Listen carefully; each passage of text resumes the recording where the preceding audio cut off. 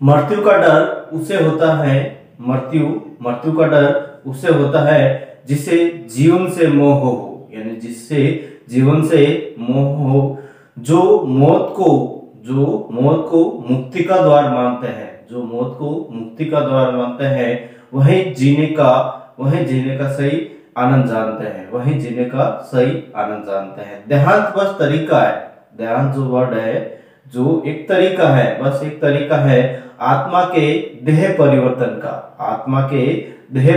का, वरना वो तो कल्प कल्पांत तक नष्ट नहीं होती है। यानी कि जो आत्मा है दोस्तों, वो कल्प कल्पांत तक नष्ट नहीं होती। हाँ, कर्म करने और प्राप्त भोगने हेतु पुनः, यानी कि कर्म करने और प्राप्त भोगने हेतु पुनः प्रयास करती रहती है, पुनः यानी कि अगेन एंड अगेन ये प्रयास करती रहती है। मोक्ष उसकी अंतिम गति होती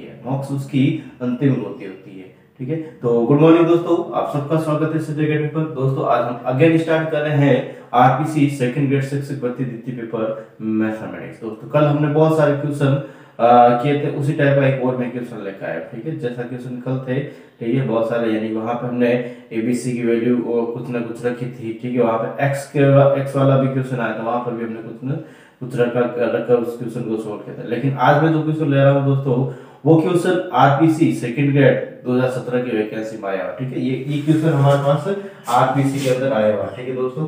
और किस प्रकार से पूछा गया है भाई, यहाँ क्वेश्चन क्या कह रहा है कि हमें ये सारणी दे रखी है x plus 1 2x x plus 2 2x x plus 2 3x minus 3 x minus 3 x plus 1 और 2x, ठीक है, is equal ax cube plus bx square plus cx plus d बराबर d हो तो d का मान क्या रहेगा, ठीक है। यहाँ पे हमें किसका मान पूछ रहा है दोस्तों, d।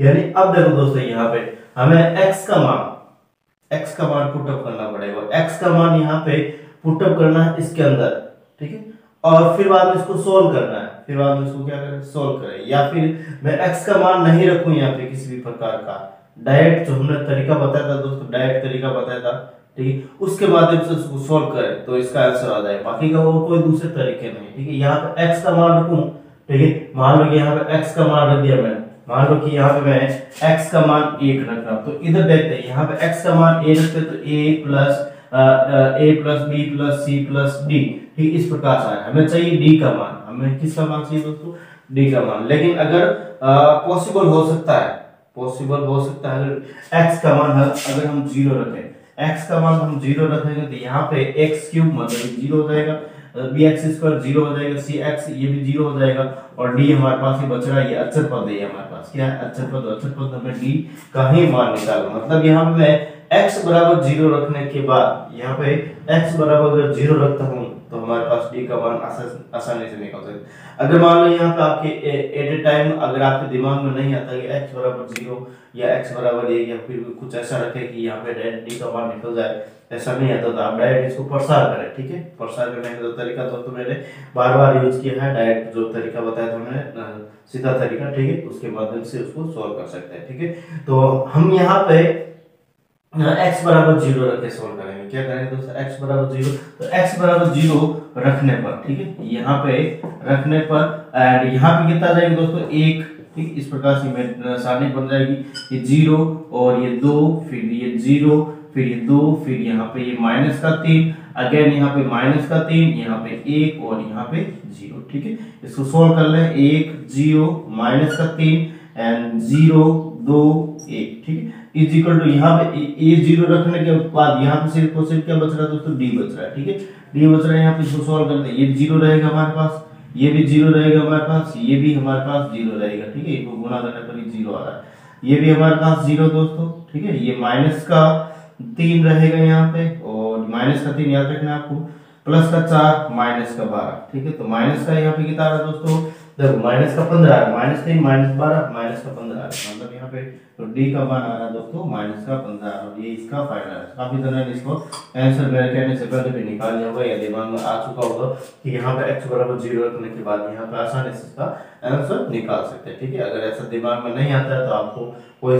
सीधे वाले तरीके से यानी सीधे तरीके से हम इसको सोल्व करेंगे प्रसार के माध्यम से, तो यहाँ पे क्या बनेगा, जैसे 3 ax स्क्वायर एक्स क्यूब दे रखा है यहाँ पे, यानी कि यहाँ पर भी एक्स की घात 3 वाली हमारे पास समीकरण बनेगी, उसको सॉल्व करना बहुत ही लंबा पड़ जाएगा लेकिन थोड़ा सा कठिन रहता है। ठीक है, अब नेक्स्ट हम बात करेंगे दोस्तों समीकरण निकाय द्वारा।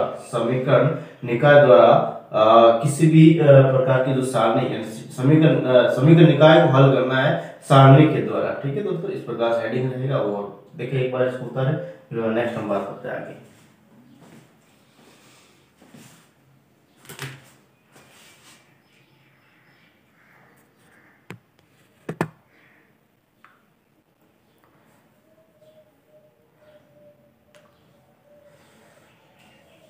यहाँ पे नेक्स्ट हेडिंग लगा रहा हूं दोस्तों मैं, समीकरण निकाय को सारणी द्वारा हल करना। ठीक है, ये लास्ट क्लास रहेगी दोस्तों हमारे पास। ठीक है, और फिर बाद में अगेन स्टार्ट करेंगे मैट्रिक्स। ठीक है,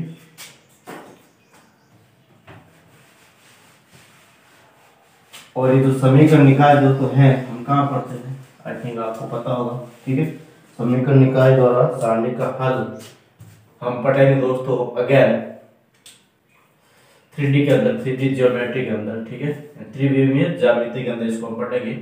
तो ठीक है, समीकरण निकाय को सारणी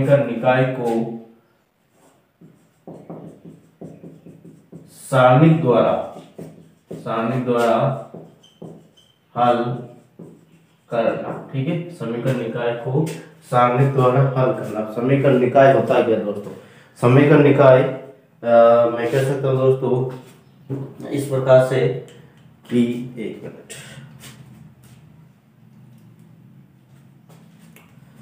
समीकरण निकाय आई थिंक आपने समीकरण के बारे में पढ़ा है, रैखिक समीकरण। ठीक है, और रैखिक समीकरण को जब हम हल करते हैं या दो या दो से अधिक जब समीकरण दे रखी होती है, ठीक है, तो उसको समीकरण निकाय कहते हैं। जैसे एक सिंगल समीकरण दे रखी है तो उसको सिर्फ समीकरण ही कहते हैं, लेकिन अगर दो या दो से अधिक समीकरण दे रखे तो उसको निकाय कह देते हैं। ठीक है, यही होता है सिस्टम ऑफ इक्वेशन। ठीक है, एंड इसके बाद में अगर बात करूँ दोस्तों कि उसको हल करना है। ठीक है, इसको हल करेंगे एंड यहाँ पे मैं कह सकता हूँ दो या दो से अधिक हमारे पास अगर समीकरण दे रखी है उसको हल करने की कौन कौन सा तरीका था, आई थिंक आपको थोड़ा सा आइडिया रहेगा दोस्तों। ठीक है, क्योंकि आपने 9, 10, 11, 12 ग्रेजुएशन या फिर मैं कह सकता हूँ ग्रेजुएशन के अंदर मैं कह रहा हूँ 3D के अंदर हम वापस पढ़ेंगे। ठीक है, तो उसको हम जैसे प्रतिस्थापन विधि हुई, वर्ग गुणन विधि हो गई। ठीक है, इसका वर्ग गुणन विधि को हम क्रैमर जो नियम होता है यानी क्रैमर नियम यहाँ पे हम यूज करेंगे। ठीक है दोस्तों, क्रैमर नियम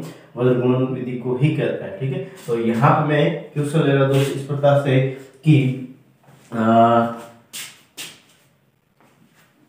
देखो 2x क्वेश्चन है हमारे पास इस प्रकार से 2x माइनस का 3y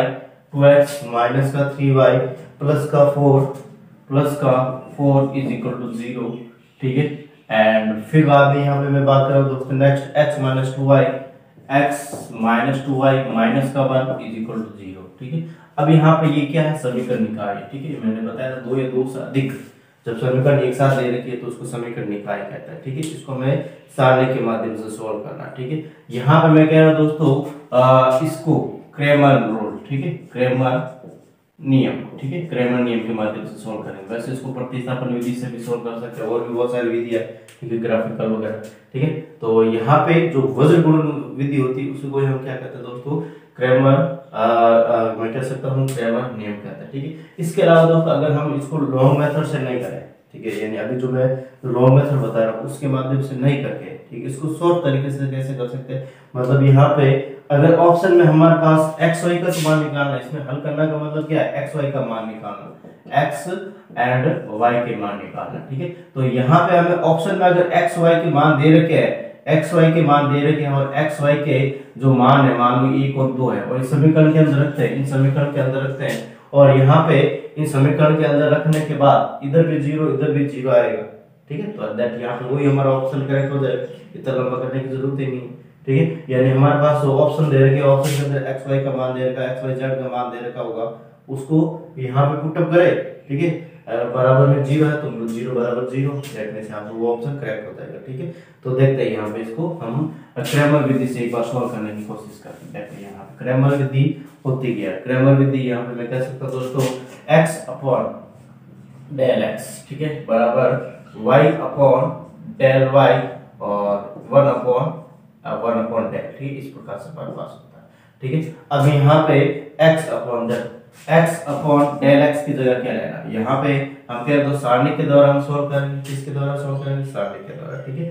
तो यहाँ पे ये जो दो इक्वेशन दे रही है इसको किस प्रकार से सॉल्व करें, यहाँ पे मैं कह रहा हूँ x ऊपर है हमारे पास डिनोमिनेटर के अंदर यानी कि अंश के अंदर, तो नीचे हर में यहाँ पे x के जो x जो पद है हमारे पास, x की जो टर्म्स है उसको हम यहाँ पे छिपा लेंगे, ठीक है। एंड बाकी वाला जो टर्म्स है उसके जो कोफिशिएंट हम लिख देंगे, यहाँ पे y का कोफिशिएंट -3, y का यहाँ पे 2, यहाँ पे अचर 4 और -1 दे देंगे, इसको यहाँ पे हम एज सारणी के रूप में लिख देंगे, ठीक है। तो यहाँ पे मैं क्या दोस्तों -3 और 4, फिर बाद में -2 और -1, इस प्रकार से मैंने इसको लिख दिया है, ठीक है दोस्तों, इस प्रकार से मैंने इसको लिख दिया है, ठीक है। थोड़ा सा इसमें यहाँ पे मैं प्लस कर देता हूँ, ठीक है, यहाँ पे भी प्लस और यहाँ पे भी प्लस, ठीक है, उससे कोई फर्क नहीं पड़ता है, लेकिन जैसा हमें दिया था वैसा हम इसको कर लेते हैं, ठीक है। नेक्स्ट इक्वल टू ले रहा हूँ यहाँ पे और यहाँ ले रहा हूँ मैं y, ठीक है। एंड अगेन यहाँ पे मैं कह रहा हूँ दोस्तों कि अब की बार y के कोफिशिएंट, ठीक है, y के जो टर्म्स उसको मैं हटा देता हूँ या छिपा लेता हूँ, बाकी वाला जो बच रहा है 2 4 1 -1, ठीक है, यहाँ पे लिखा 2 4 1 -1 और यहाँ पे मैं माइनस लगा रहा हूँ। देखो क्रैमर जो रूल मैंने बताया था, ये क्रैमर रूल है, ठीक है, ये होता है क्रैमर, ये क्रैमर नियम, ठीक है, ये क्रैमर नियम होता है। इसके अंदर यहाँ पे माइनस नहीं है लेकिन मैं यहाँ पे माइनस लगा रहा हूँ, ठीक है। अब मैं ऐसा क्यों कर रहा हूँ, देखो यहाँ पे मैंने माइनस लगाया है, ऐसा इसलिए कर रहा हूँ दोस्तों क्योंकि यहाँ पे अगर मैं जस्ट अल्टरनेट लेता साइक्लिक एज ए साइक्लिक, यानी अगर मान लो कि ABC दे रखा है ABC, तो AB फिर BC फिर CA, इस प्रकार की साइक्लिक होता है, A के बाद B से खत्म हो रहा तो वापस सेकंड B से स्टार्ट, C से खत्म हो रहा तो यहाँ वापस सेकंड C, ये होता है साइक्लिक, ठीक है। अगर मैं इस प्रकार से लेता है इसको तो यहाँ पे माइनस लगाने की जरूरत नहीं है, लेकिन यहाँ पे मैं क्या कर रहा हूँ, यहाँ पे जो x की टर्म्स है उसको मैं हटा रहा हूँ और ये लिखा मैंने y की टर्म्स है उसको मैं यहाँ पे छिपा रहा हूँ, बाकी वाले टर्म्स के कोएफिशिएंट वगैरह लिख रहा हूँ, तो यहाँ पे मैं माइनस का साइन लिखूंगा, ठीक है। आप ऐसा भी साइक्लिक तौर से भी करके देखिए और यहाँ पे इसको छिपाते नहीं छिपाते तो साइक्लिक तौर से लेते हो यहाँ पे सेम आंसर आएगा, ठीक है। तो आई थिंक आपको थोड़ा बहुत समझ में आ रहा है। नेक्स्ट बात कर रहा हूँ दोस्तों इसके आगे, ठीक है, इसके आगे यहाँ पे जस्ट वगैरह जब हम छिपाने की बात करें किसी भी वैल्यू, अल्टरनेट प्लस माइनस लगे, ये भी ध्यान रखना, ठीक है। तो प्लस माइनस एंड अगेन वापस क्या आएगा प्लस, ठीक है। 1/डेल का मतलब क्या है दोस्तों, कोएफिशिएंट वाला, ठीक है, या नहीं नॉन वेरिएबल्स, ठीक है।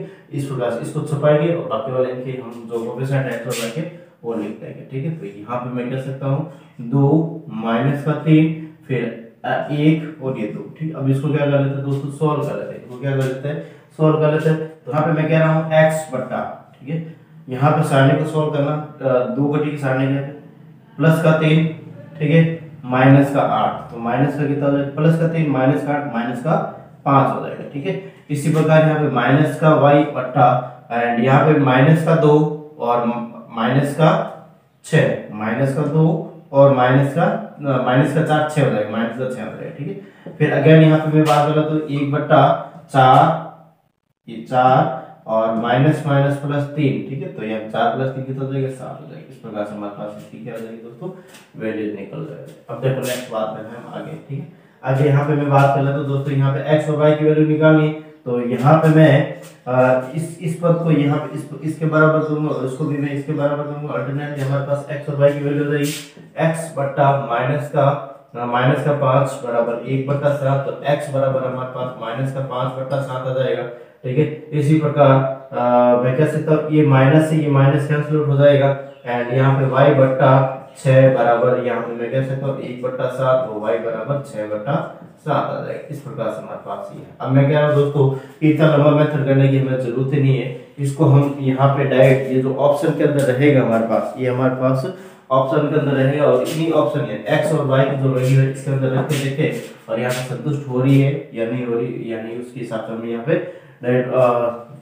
देख सकते हैं कि यहाँ कौन सा ऑप्शन राइट है। यहाँ पे x इज द -2 * माइनस का 5/7, फिर बाद में -3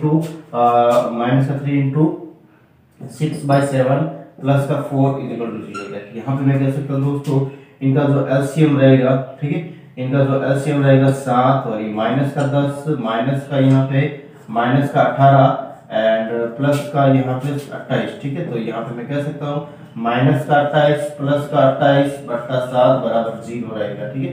यानी हमारे पास लेफ्ट हैंड साइड और राइट हैंड साइड क्या आ रही है दोस्तों, इक्वल आ रही है, ठीक है। इस प्रकार से हमारे पास ये एक्स इस समीकरण को संतुष्ट कर रहा है। नेक्स्ट यहाँ पे मैं क्या इस समीकरण की बात कर रहा हूँ दोस्तों, यहाँ पे हमें क्या रहेगा माइनस का 5/7 प्लस यहाँ पे 2 इंटू 6/7 और माइनस का 1, ठीक है। तो यहाँ पे मैं कह रहा हूँ दोस्तों अगेन यहाँ पे 7 एलसीएम हो जाएगा माइनस का 5 प्लस का 12 और माइनस का 7, देखिए यहाँ पे माइनस का 12 प्लस का 12 बटा 7 बराबर 0, ठीक है। यानी यहाँ पे इतना करने से भी हमारे पास आंसर निकल रहा है। जब हमें ऑप्शन को यानी अगर मैं ऑप्शन के हिसाब से इतना, वैसे हमें ऑप्शन 4 दे रखे होते हैं, यहाँ पे 4 को 1/1 लेके करें, ठीक है। यानी 4 को 1/1 लेके करें या फिर डायरेक्ट ऐसे करें। अभी भी यहाँ पे 2 समीकरण दिए, फिर मैं 3 समीकरण ले रहा हूँ, ठीक है दोस्तों। तो इसको करें एक बार जल्दी से बिना विलंब किए हुए, ठीक है। फिर बाद नेक्स्ट हम आगे वाला क्वेश्चन भी ले रहे हैं, ठीक है।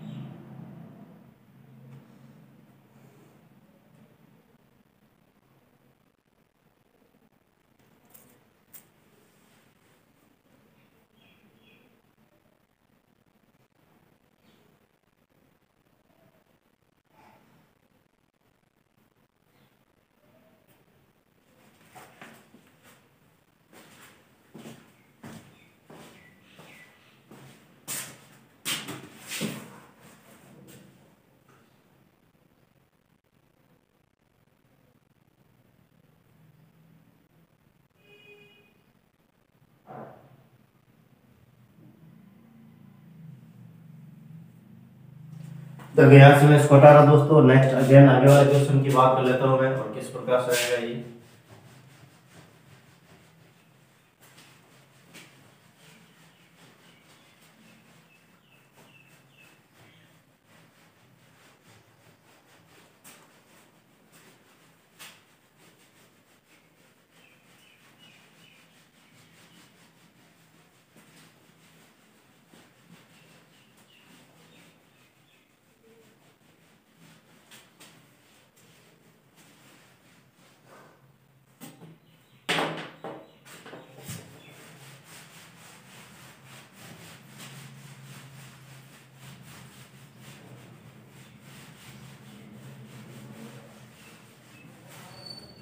जब यहाँ पे मैं बात कर रहा हूँ दोस्तों आगे वाले क्वेश्चन के लिए, और क्वेश्चन कह रहा हूँ मैं समीकरण निकाय।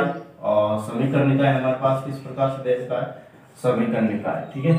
और समीकरण निकाय के लिए मैं बात कर लेता हूँ दोस्तों 2x माइनस का 3y 2x माइनस का 3y प्लस का z एंड फिर बाद में कह रहा हूँ दोस्तों प्लस का 1 इज इक्वल टू 0। इस प्रकार एक समीकरण देगी।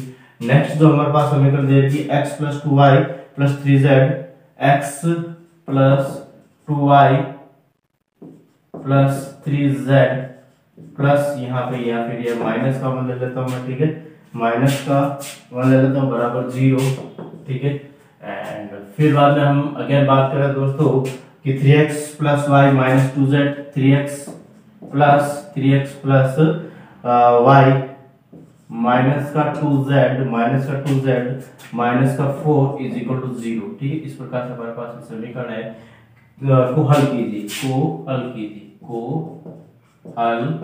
कीजिए, ठीक है, को हल कीजिए और इस प्रकार से हमारे पास है। अब देखो यहाँ पे अब इसको सॉल्व करना है दोस्तों। वही हमारे पास मेथड है, कौन सा, समीकरण निकाय दे रखा है और सारणी द्वारा इसको सॉल्व करना है, ठीक है। तो यहाँ पे वही हमारे पास जो क्रैमर रूल होता है दोस्तों, वो किस प्रकार से होता है, क्रैमर नियम, ठीक है। और क्रैमर नियम हमारे पास क्या रहता है कि x अपॉन डेल x, ठीक है, इज इक्वल टू, यहाँ पे मैं माइनस ऑलरेडी ले लेता हूँ y, ठीक है, एंड फिर बाद में अगेन यहाँ पे z upon del z, and again यहाँ पे माइनस का 1 अपॉन डेल, ठीक है। इस प्रकार से मैं इसको लिया है। अब देखो यहाँ पे इसको सॉल्व करते हैं। देखो यहाँ पे हमें क्या करें दोस्तों, डेल x, डेल y और डेल z, ठीक है।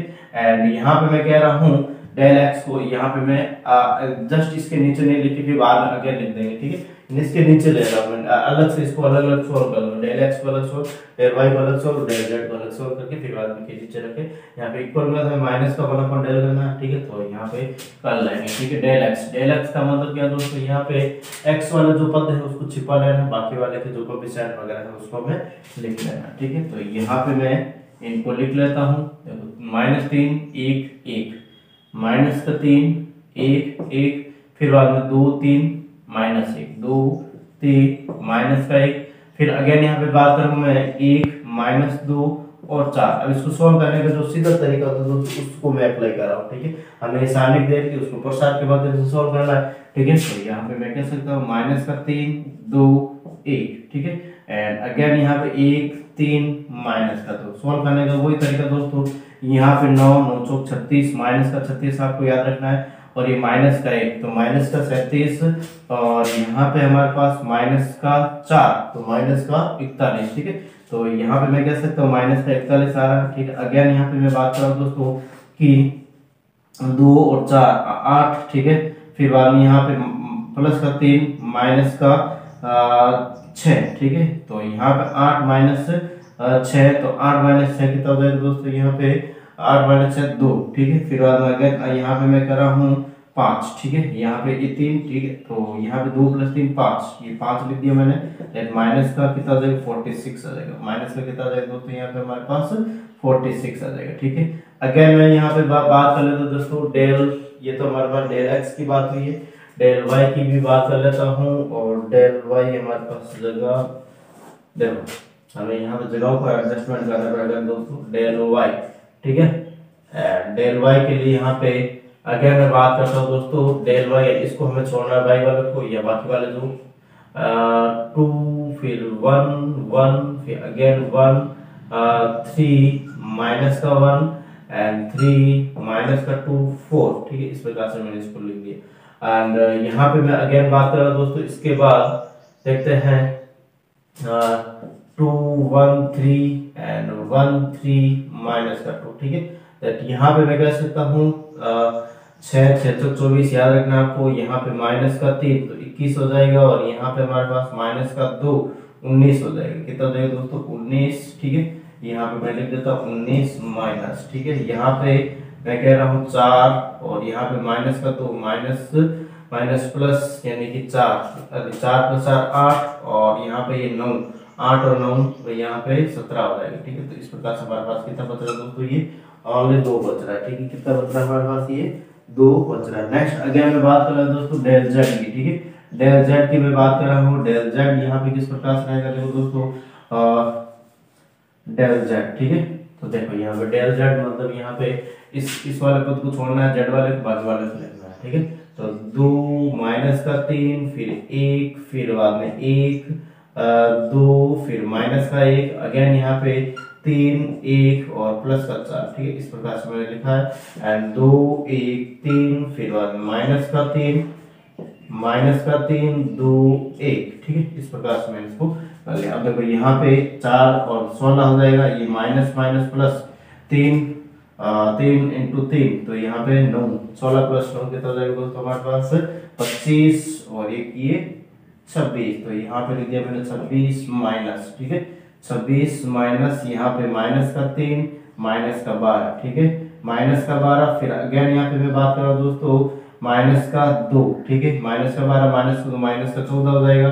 फिर बाद में अगेन मैं बात कर रहा हूँ दोस्तों प्लस का 6, तो यहाँ पे प्लस का 8 हो जाएगा, और इसमें से इसको सब्ट्रैक्ट करेंगे तो यहाँ पे कितना आ जाएगा दोस्तों हमारे पास, यहाँ पे एक मिनट थोड़ा सा माइनस का 8 रहेगा, ठीक है ना। यहाँ पे ये माइनस का 8 रहेगा, ठीक है। प्लस का 8 नहीं रहेगा, माइनस का 8 रहेगा। देखो 4 फिर 12 माइनस का 12, ठीक है। फिर बाद में यहाँ पे माइनस का 2, ठीक है। प्लस का 6 दैट यहाँ पे माइनस का 8 आएगा। ठीक है दोस्तों, यहाँ पे माइनस का या 8 आना होता है। ठीक है, दैट यहाँ पे मैं कह सकता हूँ दोस्तों हमारे पास माइनस माइनस प्लस और 34 इसका क्या आ जाएगा, आंसर आ जाएगा। अब इसको मैं क्या करूँ दोस्तों, according to law of Cramer. ठीक है, तो यहाँ पे मैं लिख देता हूँ क्रेमर नियम।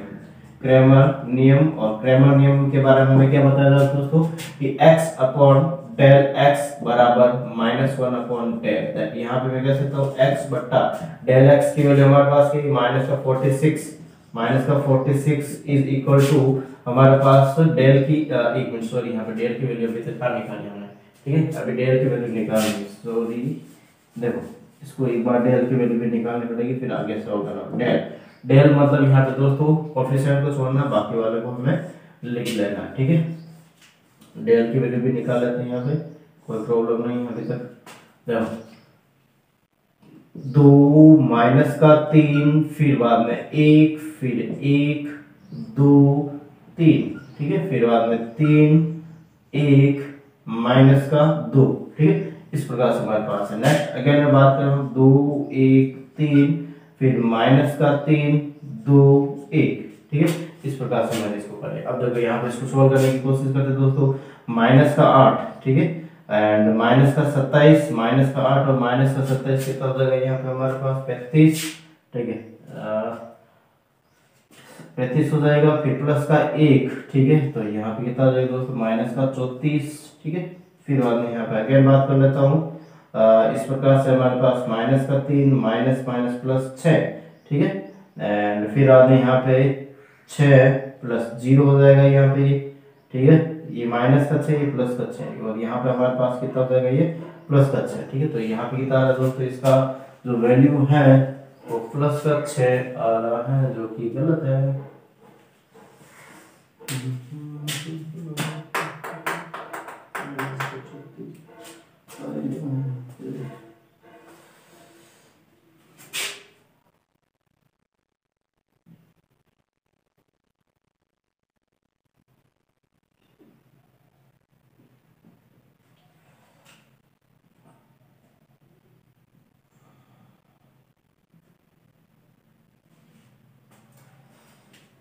माइनस का यहाँ पे माइनस माइनस प्लस 6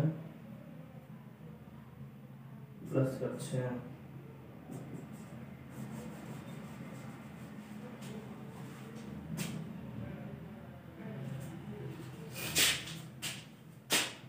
देखो माइनस का 3 माइनस का 2। ठीक है, तो माइनस ये प्लस का 6 हो जाएगा। यहाँ पर भी हमारे पास ये प्लस का 6 है, 12 हो गया। यहाँ पर भी प्लस का 6। ठीक है, तो ये भी 18 हो जाएगा। ठीक है, तो यहाँ पे माइनस का 18, दैट यहाँ पे इसको ऐड करेंगे तो माइनस का 52 जाएगा। ठीक है, इस प्रकार से हमारे पास इनकी वैल्यूज आ गई। अब नेक्स्ट बात करते हैं दोस्तों इनके आगे, इनकी जो वैल्यूज है एक्स वाई जेड की वो निकालने की कोशिश करते हैं। ठीक है, और यहाँ पे हमारे पास जगह की थोड़ी रिक्वायरमेंट है, यहाँ से देखते हैं दोस्तों। ठीक है, यहाँ पे मैं बात कर लेता हूँ इसके लिए। ठीक है, थोड़ा सा आपको ध्यान में रखना है। तो देखते हैं यहाँ पे दोस्तों नेक्स्ट यहाँ पे मैं बात कर रहा हूँ डेल एक्स, या फिर मैं एक्स की वैल्यू के लिए x upon del x is equal to 1 upon del. ठीक है, यानी 1 upon del x is equal to minus यहाँ पे दे रखा है, दैट यहाँ पे एक्स डेल एक्स की वैल्यू हमारे पास की है दोस्तों माइनस का 46 आया। ठीक है, is equal to I think आपको दिख रहा है, एक बार मैं चेक कर लेता हूँ, फिर हम आगे अगेन बात करें। ठीक है, तो यहाँ पे मैं बात कर रहा हूँ दोस्तों आगे अगेन माइनस का 1 अपॉन माइनस का 52। ठीक, दैट यहाँ पे मैं इसको सॉल्व करूंगा तो ये माइनस से माइनस कट जाएगा। ठीक है, लेकिन यहाँ पे x इज इक्वल टू यहाँ पे आपस में कैंसिल हो जाएगा और 2/3/26 इस प्रकार से हमारे पास x की वैल्यू हो जाएगी। नेक्स्ट अगेन मैं बात कर रहा हूँ दोस्तों इसके बाद यहाँ पे मैं नेक्स्ट अगेन में बात कर रहा हूँ दोस्तों x अपॉन या फिर y की वैल्यू निकालना। ठीक है, y अपॉन डेल y। ठीक है, यानी माइनस का ये और माइनस का 1 अपॉन डेल दैट मींस यहाँ पे ये माइनस से माइनस ऑलरेडी कर जाएगा पहले से ही, और यहाँ पे y बट्टा डेल y की वैल्यू हमारे पास की है दोस्तों 2y प्लस की, और यहाँ पे 1 अपॉन यहाँ पे मैं कहता हूँ माइनस का 52, दैट मींस यहाँ पे मैं कह सकता हूँ हमारे पास जो y की वैल्यू आ रही है दोस्तों माइनस का 1 अपॉन 26 आ रही है। ठीक है, इस प्रकार से हमारे पास y की भी वैल्यू आ जाएगी। नेक्स्ट डेल जेड की भी बात कर लेता हूँ। डेल जेड यहाँ पे किस प्रकार से रहने वाला है दोस्तों, देखो z upon del z is equal to minus का 1 अपॉन डेल डेल एंड यहाँ पे मैं कह सकता हूँ दोस्तों, थोड़ा सा आपको इसमें ध्यान में रखना है दोस्तों किस प्रकार से मैं सोल्व कर रहा हूँ, ठीक है। हमारे पास जगह कम है। डेल जेड जेड और डेल जेड की वैल्यू हमारे पास कितनी आ रही है दोस्तों, डेल जेड की वैल्यू हमारे पास 34 आ रही है, ठीक है। दैट यहाँ पे लिख दिया मैंने 34 is equal to 1 upon minus का 52, दैट माइनस माइनस कट जाएगा और यहाँ पे 17 जेड इज इक्वल टू कितना आ जाएगा दोस्तों 17/26। इस प्रकार से हमारे पास ये जेड की भी वैल्यू मिल जाएगी। और एक बार मैं इसको चेक कर लेता हूँ कि हमारे पास ये आंसर आपको सही तरह से दिख रहा है या नहीं दिख रहा है। थोड़ा सा एडजस्टमेंट कर लेना दोस्तों, क्योंकि मेरे पास जगह की थोड़ी कमी रही है, ठीक है। इसको ऐसे कर लेते हैं, ठीक है। अब आपको आई थिंक सही दिख रहा है, ठीक है। ऊपर से थोड़ा हट गया है। कर ले दोस्तों एक बार जल्दी से, फिर बाद में इसको मैं नीचे कर लेता हूँ, ठीक है।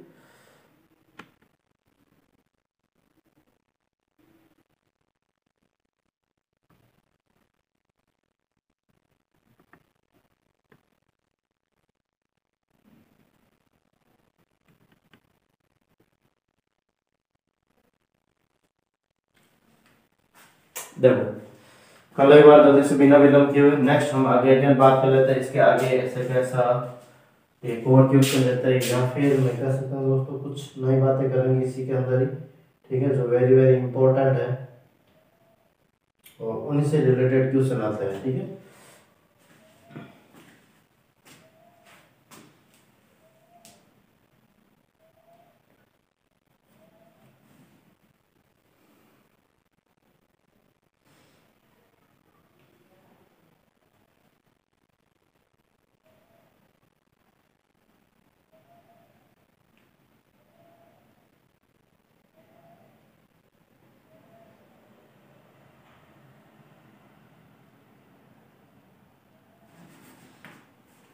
देखो यहाँ से मैं इसको हटा रहा हूँ, आई थिंक आपने कर लिया है, ठीक है। और करना है दोस्तों इनको, ठीक है, ऐसा नहीं स्क्रीनशॉट ले ले, ठीक है। अगर स्क्रीनशॉट लेते हो और मन से करने की कोशिश करते हो, ठीक है, तो फिर घर पे जाके भी करे, ठीक है। वैसे घर पे रहे तो तुम, और इस लेवल के क्वेश्चन हमारे एग्जाम में आते हैं दोस्तों, ठीक है। इस लेवल के जो क्वेश्चन है हमें एग्जाम में पूछे जाते हैं, ठीक है। तो थोड़ा सा आपको ध्यान रखना है, ठीक है। इसको हम अगेन 3D में भी पढ़ेंगे, 3D ज्योमेट्री के अंदर।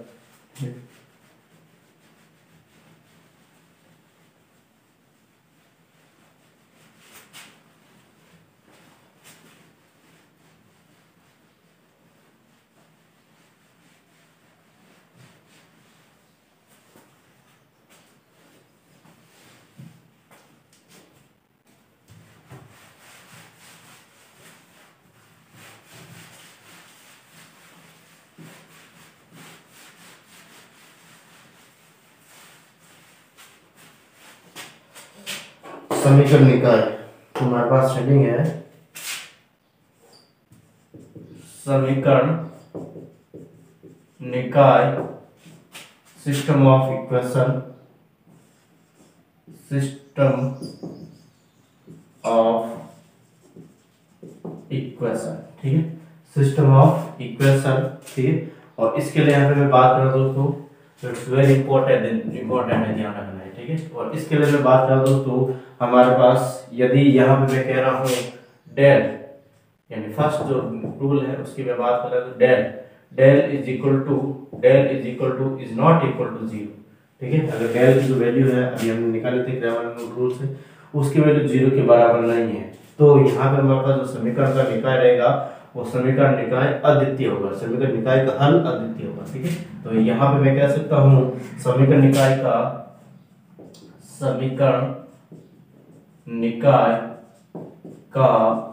हल, समीकरण निकाय का एक अद्वितीय हल होगा, ठीक है। समीकरण निकाय का एक अद्वितीय हल होगा, समीकरण निकाय का एक अद्वितीय मतलब यूनिक, ठीक है, अद्वितीय हल होगा, हल होगा। ठीक है, कब? जब यहाँ पे मैं कह सकता हूँ del is not equal to zero, या फिर मैं कह सकता हूँ दोस्तों समीकरण निकाय असंगत होगा, कंसिस्टेंट। ठीक है, नहीं संगत होगा। ठीक है, यहाँ पे कह सकता हूँ समीकरण निकाय संगत होते हैं। ठीक है, समीकरण निकाय संगत है। ठीक है, कंसिस्टेंट है। ठीक है, इस प्रकार से हमारे पास ये है। नेक्स्ट अगेन मैं बात कर दूं तो सेकंड रूल के लिए। सेकंड रूल, यदि यहाँ पे del is not equal to zero, del की जो वैल्यू है दोस्तों वो जीरो के बराबर नहीं है।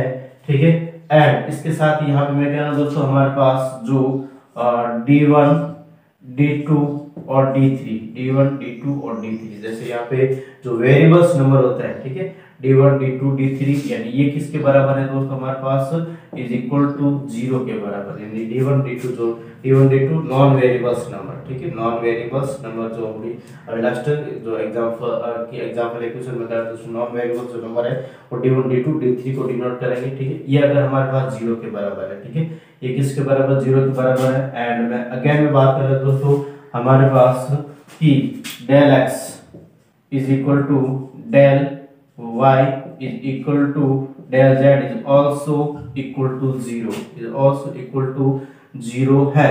देन यहाँ पे जो समीकरण के निकाय है वो क्या रहेंगे? शून्य रहेंगे, यानी समीकरण निकाय के जो हल रहेंगे वो शून्य रहेंगे। एंड यहाँ पे मैं आगे अगेन कह सकता हूँ समीकरण निकाय के निरर्थक हल या असंगत रहेंगे। ठीक है, संगत सिर्फ एक ही रहेगा, बाकी वाले नहीं, सॉरी, असंगत एक ही रहेगा, संगत बहुत सारे रहेंगे। ठीक है, तो देखो यहाँ पे मैं कह रहा हूँ, इसके लिए मैं बात कर लेता हूँ कि समीकरण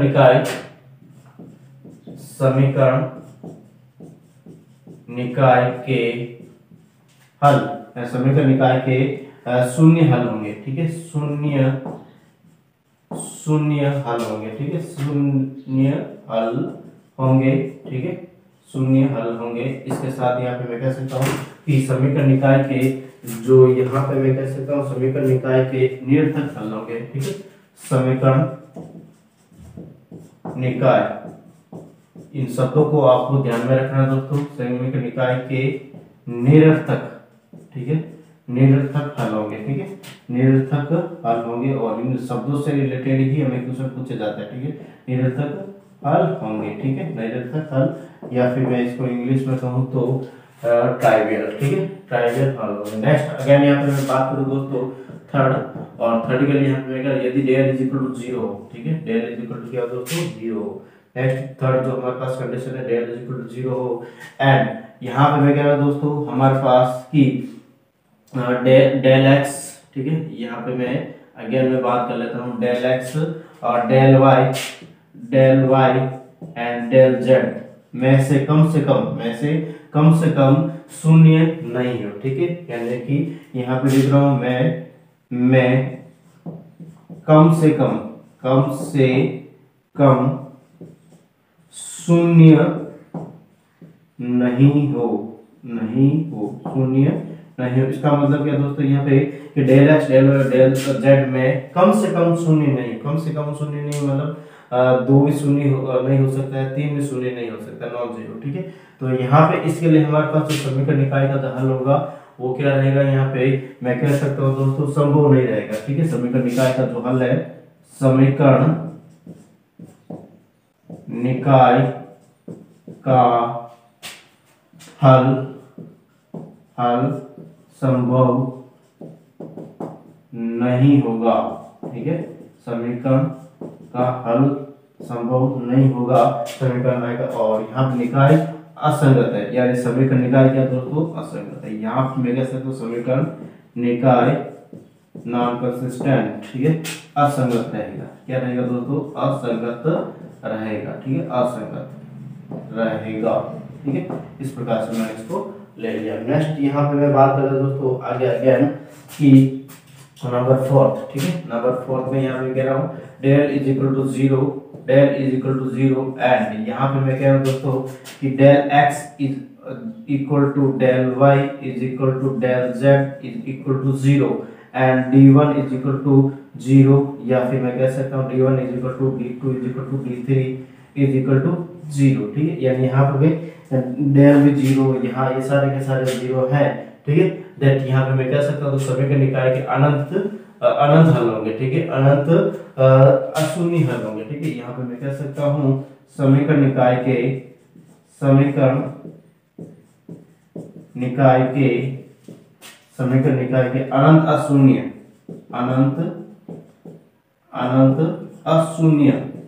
अनंत अशून्य हल होंगे,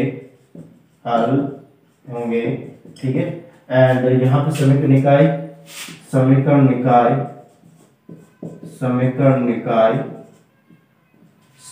निकाय के निरर्थक हल के अनिरर्थक, यहाँ पे लिख देता हूँ अनिरर्थक हल, ठीक है, नॉन ट्रायल हल होंगे, ठीक है। इस प्रकार से मैंने इसको लिखा है, ठीक है दोस्तों। यानी चारों रूल हमारे पास है, इनसे रिलेटेड हमारे पास क्वेश्चन एग्जाम में बनते हैं, ठीक है।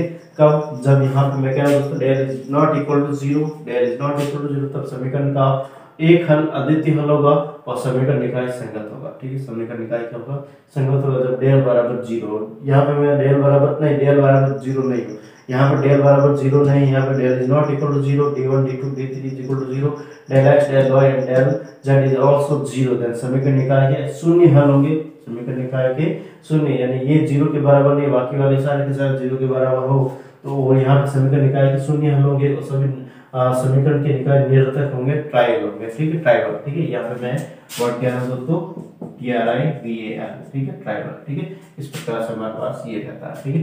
नेक्स्ट अगर मैं बात कर रहा हूँ कि अगर del is equal to zero, del x del y del z में से कम से कम एक अशून्य हो, ठीक है, कम से कम एक, यहाँ पे वर्ड लिख रहा हूँ मैं, एक अशून्य नहीं हो, ठीक है, कम से कम एक अशून्य नहीं हो, मतलब यहाँ पे कहना है ये है कि del x del y del z में कम से कम एक अशून्य नहीं हो, मतलब दो भी अशून्य हो सकता है, तीन भी अशून्य हो सकता है, ठीक है। इस प्रकार से हमारे पास कम से कम एक अशून्य नहीं हो, समीकरण का हल संभव नहीं होगा, समीकरण निकाय असंगत रहेगा, समीकरण निकाय क्या रहेगा दोस्तों, असंगत रहेगा। फिर अगर मैं बात करूं दोस्तों del is equal to zero, del x del y del z is also zero and d1 d2 d3 is also zero, that समीकरण निकाय के अनंत अशून्य हल होंगे, अनंत, एक मिनट यहाँ पे थोड़ा सा अशून्य वर्ड, काफी गलतियां हो रही है यहाँ पे, आपको थोड़ा सा करना है, ठीक है। अशून्य हल होंगे तो समीकरण निकाय के निरर्थक हल होंगे, ठीक है, नॉन ट्राइवल, ठीक है। इस प्रकार से हमारे पास है। अब इनको एक बार उतारे जल्दी से, फिर बाद में इनसे रिलेटेड जो क्वेश्चन बनते हैं दोस्तों हम करते हैं, ठीक है। एक बार उतार बिना मेहनत किए हुए,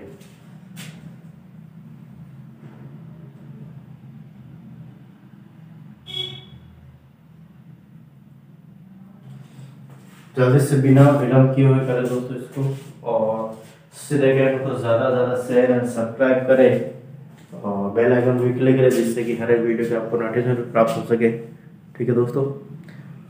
और आज का ये सेशन हमारे पास सारणी के लिए लास्ट रहेगा दोस्तों, ये भी बताना चाहूँगा मैं।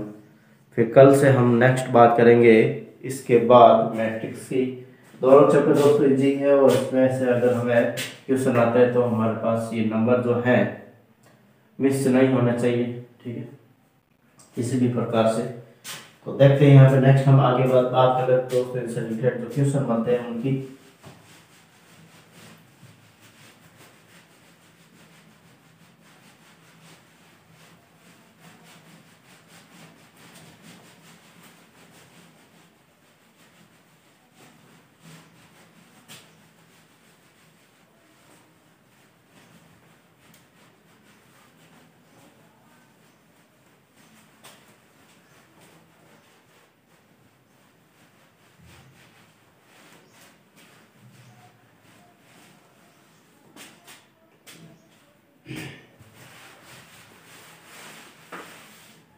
क्वेश्चन है हमारे पास,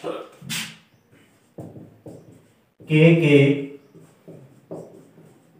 किस मान के लिए, के किस मान के लिए समीकरण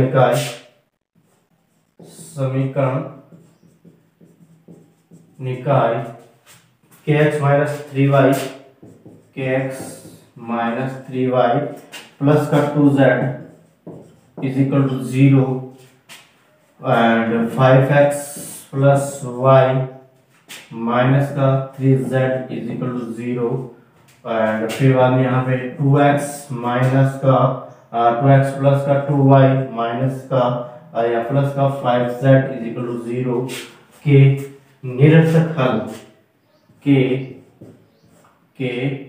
अनिरर्थक हल, यहाँ पे लिख रहा हूँ के अनिरर्थक हल होंगे। यहाँ पे दोस्तों इस प्रकार से हमारे पास है, ठीक है, के अनिरर्थक हल होंगे। इसके लिए हमने कंडीशन बनाई थी दोस्तों कि डेल बराबर 0, ठीक है, ये बताई थी मैंने। इसके साथ ये भी बताया था मैंने कि del x del y del z is also 0 and d1 is equal to d2 is equal to d3, ये भी 0 के बराबर है, ठीक है। तो यहाँ पे मैं कह रहा हूँ दोस्तों कि यहाँ में ये कंडीशन फॉलो हो रही नहीं हो रही है भाई। यहाँ पे d1 is equal to d2 is equal to d3, यहाँ पे हमारे पास देखो x y z non variable number हमारे पास नहीं, यहाँ पर भी नॉन वेरिएबल नंबर नहीं, यहाँ पर भी नॉन वेरिएबल्स नंबर नहीं। दैट मींस यहाँ पर d1 d2 d3 is equal to 0 है हमारे पास, ठीक है। And del x del y del z इसको सॉल्व करने के बाद हमें पता चल जाएगा कि यहाँ पे ये भी 0 रहेगा, ठीक है। एंड डेल बराबर 0, ठीक है। यानी ये किसकी कंडीशन हम यहाँ पे कंडीशन दोस्तों निरर्थक हल की है, किसकी है, निरर्थक हल की है, ठीक, अनिरर्थक हल की है। दैट मींस यहाँ पे मैं कह सकता हूँ दोस्तों कि यहाँ पे वैल्यू किसकी निकालनी है, मैंने यहाँ पे k की वैल्यू निकालनी, किसकी वैल्यू निकालनी, k की वैल्यू, ठीक है।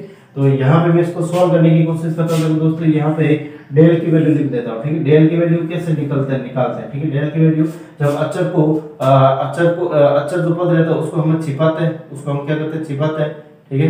अचर के जो पद है उसको हम क्या करते हैं दोस्तों, छिपाते हैं, ठीक है। एंड बाकी वाले जो हमारे पास जो नॉन वेरिएबल्स में होते हैं कोएफिशिएंट लिख देते हैं। यहाँ पे मैं कह सकता हूँ k, यहाँ माइनस का 3 और यहाँ पे 2, और यहाँ पे मैं कह रहा हूँ दोस्तों 5 माइनस का 3 एंड माइनस प्लस का 1 माइनस का 3, ठीक है, माइनस का 1, फिर अगेन यहाँ पे 2 और ये 5, ठीक है। और ये बराबर 0 हमें कह रहा है, यहाँ पे ये डेल बराबर 0 होता है, ये हमें कह रहा है दोस्तों, ठीक है। दैट इसको हम सॉल्व कर लेते हैं, इसको क्या कर लेते हैं, हम सॉल्व कर लेते हैं। अगेन सॉल्व करने का वही तरीका दोस्तों हमारे पास कि डायरेक्ट जो मेथड है k 5 2 एंड माइनस का 3 1 2, ठीक है। इस प्रकार से मैंने कर लिया इसको, उसको सॉल्व करने की कोशिश करते हैं। यहाँ पे 5k और माइनस का प्लस का 9 इंटू 2 18, ठीक है, यानी 5k प्लस का 18, ठीक है। एंड यहाँ पे मैं कह सकता 10 और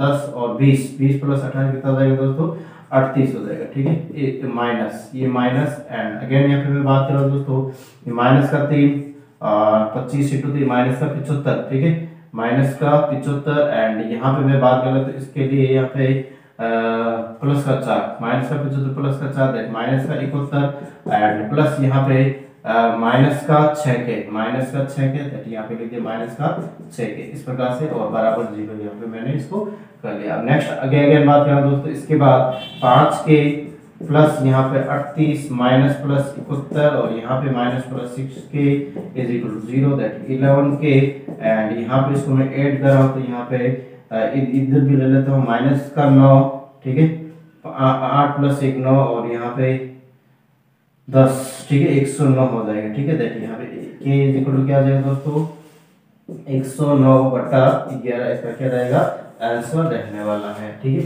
इस प्रकार से इसका मैंने क्या निकाल दिया, आंसर निकाल दिया। आई थिंक आपको इसमें किसी भी प्रकार का डाउट नहीं होना चाहिए, बहुत ही इजी क्वेश्चन है ये, ठीक है। फिर बाद में नेक्स्ट आगे अगेन और भी क्वेश्चन है दोस्तों, हम इसको लेने की कोशिश करेंगे, इनको एक बार बिना विलंब किए जल्दी से करें, ठीक है।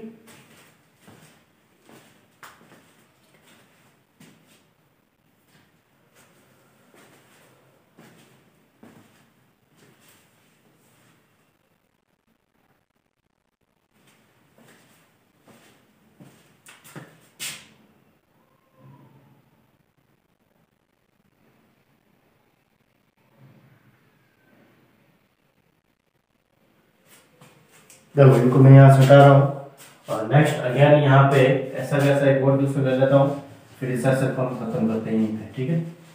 और इनसे रिलेटेड जो भी आपके पास डाउट है तो दोस्तों मुझे बताएं, और उनको अगर नहीं हो पा रहे आपसे तो प्लीज बताएं मुझे, जिससे कि मैं आपको प्रॉब्लम्स को सोल्व कर सकूँ, ठीक।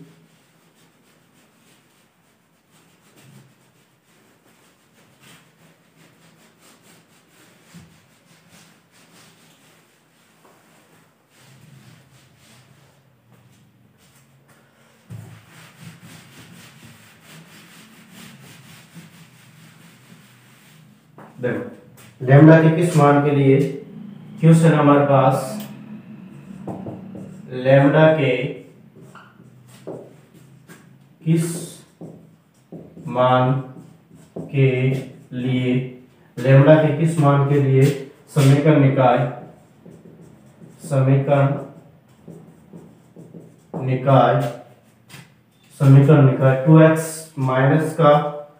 2x माइनस का लैम्डा y प्लस का 3z is equal to 0 and फिर बाद में यहाँ पे लिख रहा हूँ 3y प्लस का 2x माइनस का z is equal to 0 and again x plus y minus का 2z इज इक्वल टू 0 का अनिरर्थक, ठीक है, अनिरर्थक हल है, ठीक है, हल है, ठीक है दोस्तों। अब देखो यहाँ पे इसको कैसे करेंगे इस क्वेश्चन को।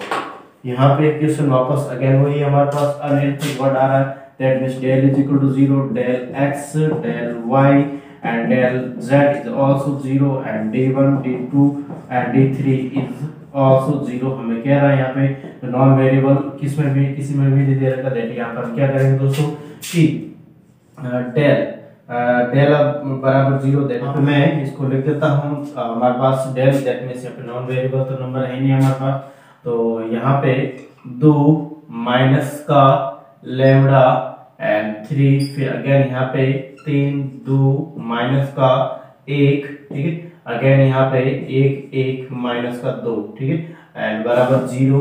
और आई थिंक आपको दोस्तों ऐसा आपने अगर किया है, ठीक है, तो आपके लिए गलत रहेगा दोस्तों। ये क्यों रहेगा गलत, क्योंकि यहाँ पे क्या रहेगा दोस्तों, देखो यहाँ पे x